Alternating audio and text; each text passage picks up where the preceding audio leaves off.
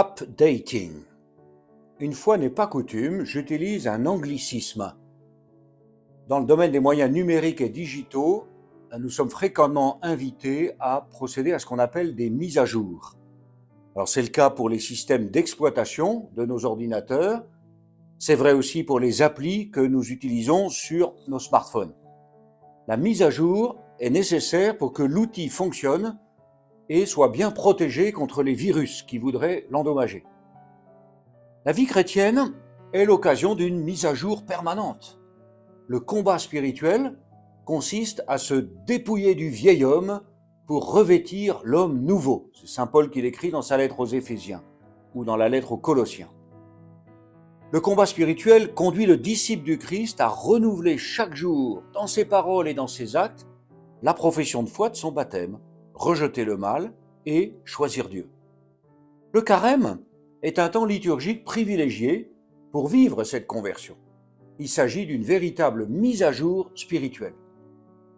Alors le passage de l'Évangile proclamé le jour des cendres nous donne 3 applis à mettre à jour: la prière, le jeûne et le partage. Le projet missionnaire diocésain Prophète de l'Espérance nous rappelle les 5 applis de la vie chrétienne. Le message du pape François nous rappelle que le carême est un voyage de transfiguration personnelle. L'évangile lu et prié chaque jour nous offre aussi toutes sortes de mises à jour.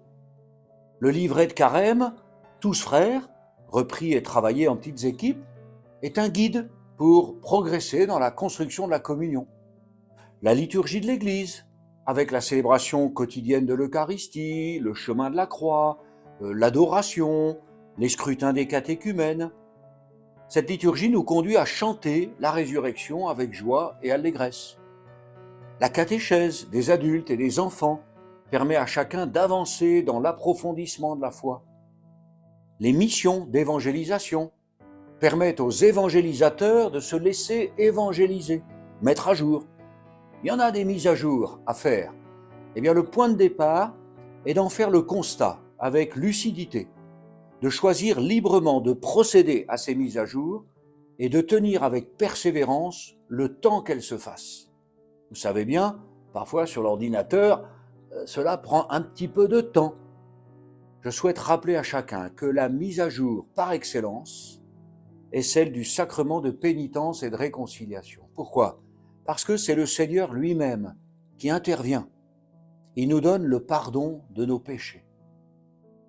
Que chacun se demande donc depuis quand il ne s'est pas confessé, qu'il se rappelle, laïc ou diacre ou prêtre ou évêque, qu'il se rappelle la joie d'entendre le prêtre, ministre du sacrement, lui dire « Je te pardonne tous tes péchés ».